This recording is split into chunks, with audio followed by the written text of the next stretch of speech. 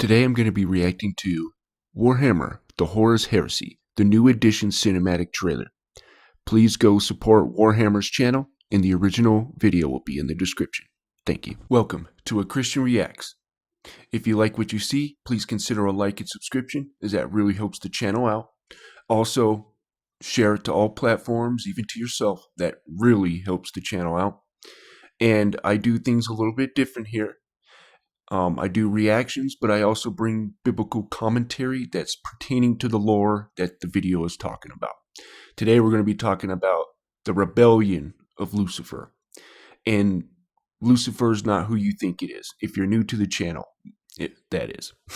But anyways, I also do a Warhammer 40k lore in the Bible shorts. If you want to check those out, that will be in the shorts section of my watch page. Also, I have been accepted into the YouTube Partner Program. Once I get everything set up, I will let you guys know, and the membership tiers, all that. I really want to thank you guys because it can't be done without you guys. And thank you for supporting my endeavors through all the iterations that have been on this channel, Thank you. But anyways, let's get the Horus Heresy started. Oh, let me do this.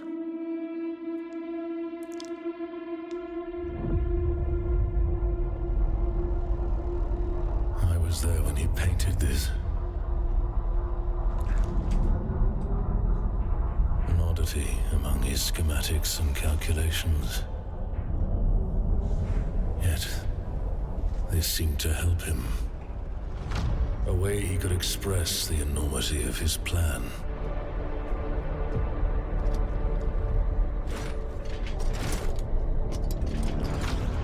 Is that a Sister of Silence? They're using the Sister of Silence? What?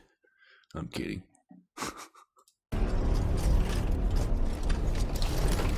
Not if the legions are successful. It depends on how deep the rot goes. Alright, so again, what I do on this channel is I bring up similar biblical stories here. So I'm going to bring up Isaiah 14. First off, for the new people on this channel, which there's definitely going to be, Lucifer is not Satan, and I'll show you. He is, in my opinion, the beast of Revelation. Once my tablet finds the internet, that is. Okay. So this is Isaiah 14. First, I'm going to show you that Lucifer is a man, right here. So this is Isaiah 14, verse 16. They that see thee shall narrowly look upon thee and consider thee, saying, is this the man that made the earth to tremble, that did shake the kingdoms? Kind of sounds like Horus, doesn't it? A little bit, right? But as we go further, let's go Lucifer, right? Hallel ben Shahar is the Hebrew of it. First off, Shahar is a Canaanite god of the dawn. Satan is not the son of a god. He is the, dark god, right? So that doesn't fit. So why is the Christian church calling Lucifer Satan, right? There's also Satan, right? Like cherubims, right? Nowhere are cherubims ever described as serpents, right? Well, what is described as a serpent? A seraphim, a fiery serpent, right? So there's that too. But anyways, we're talking about Lucifer here. Okay. So we start with verse 12. How art thou fallen from heaven, O Lucifer, son of the morning? And we'll see here, Okay, for thou hast said in thine heart, I will ascend into heaven. So he's ascending into heaven. Satan was already in heaven. So why does he need to ascend, right? But anyways. I will exalt my throne above the stars of God. So I guess I should put this out there, right? God has Jesus, or the Word, right? He says the government was on his shoulders. Well, Satan's doing the same thing here. He wants his guy to be on the throne, right? So this is what's going on here. So I will ascend into heaven. I will exalt my throne above the stars of God. I will sit also upon the mount of congregation in the sides of the north. I will ascend above the heights of the clouds. I will be like the Most High. Sounds familiar, like someone in Revelation, doesn't it? But anyways, yet thou shalt be brought down to hell to the sides of the pit. Where does the beast come from? The pit, right? And I'll show you that. But anyways, okay. That made the world a wilderness. Oh, I'm sorry. You got verse 16, what I said there, right? Talking that he's a man, and that he made the earth to tremble and did shake the kingdoms. That made a world a wilderness, that destroyed the cities thereof, that opened not the house of his prisoners, all the kings of the nations. Wait, there's nations there too? Okay, all the kings of the nation, even them, lie in glory, every one in his own house. But thou art cast out of thy grave like an abominable branch in the raiment of those that are slain, thrust through with the sword, that go down to the stones of the pit. Okay, let's go up here a little bit to verse 4. Thou shalt take up this proverb against the king of Babylon. Say, how hath the oppressor ceased? The golden city ceased. That's interesting. So I'll bring up something too about that. Thou shalt, the Lord hath broken the staff of the wicked and the scepters of the rulers. He smote the people in wrath with a continual stroke. He that ruled the nations in anger is persecuted, and none hindereth. The whole earth is at rest and is quiet. They break forth into singing. Yea, the fir trees rejoice at thee, and the cedars of Lebanon, saying, since thou art laid down, no feller has come up against us. Something was happening, right? This was a rebellion trying to take the throne of Jesus, okay? Or the Word at that time, right? He didn't become Jesus until he came as a man, right? But he was the Word, right?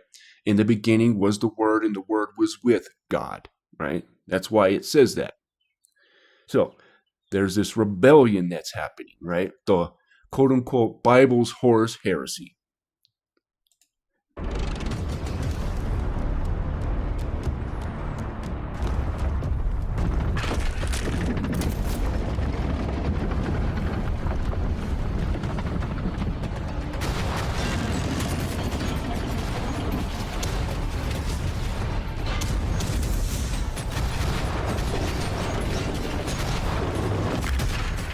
Nice. Say hello. Say hello to my little friend. Oh, there you go. Good old melter.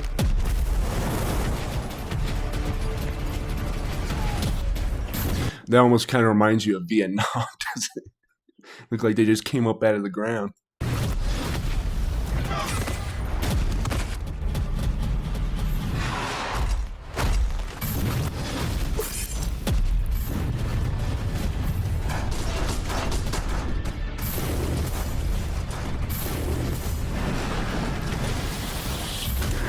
Sorry about that, guys. I need to find a better spot for that.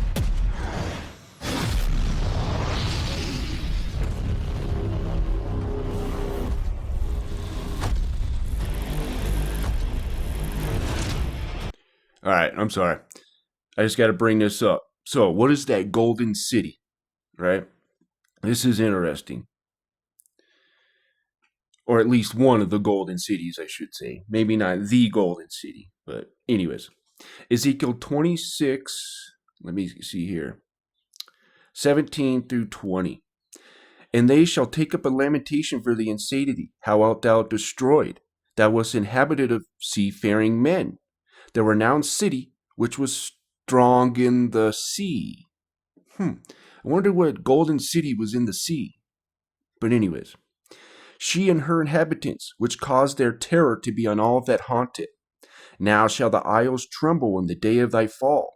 Yea, the isles that are in the sea shall be troubled at thy departure. For thus saith the Lord God, when I shall make thee a desolate city, like the cities that are not inhabited, when I shall bring up the deep upon thee, and great waters shall cover thee.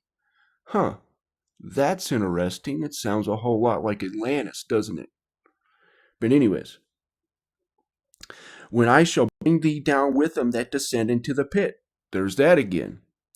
With the people of old time. Huh. That's interesting. And shall set thee in the low parts of the earth, in places desolate of old, with them that go down to the pit, that thou be not inhabited. And I shall set glory in the land of the living. I will make thee a terror, and thou shalt be no more. Though thou be sought for, yet shalt thou never be found again, saith the Lord God. Which is true, right? Every culture has this story of a golden city, El Dorado, right? Atlantis, the Greeks, and stuff like that, right? Egypt with its 7 golden cities. So, very interesting. But anyways.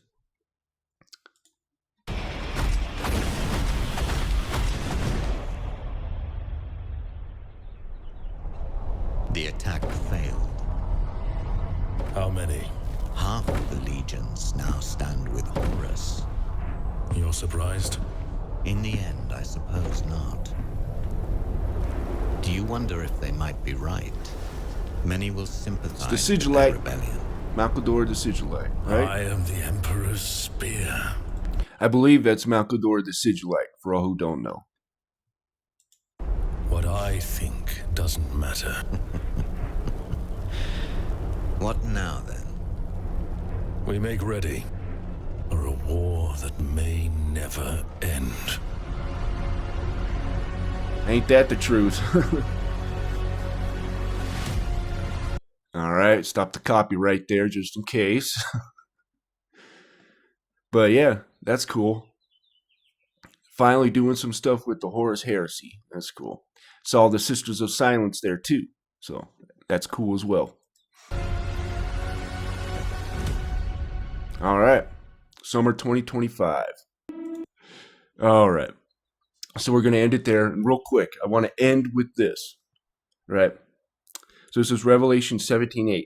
The beast that thou sawest was, it is not, and shall ascend out of the bottomless pit and go into perdition. Lucifer was put into the pit. Well, he's coming out. And real quick, I want to bring this up.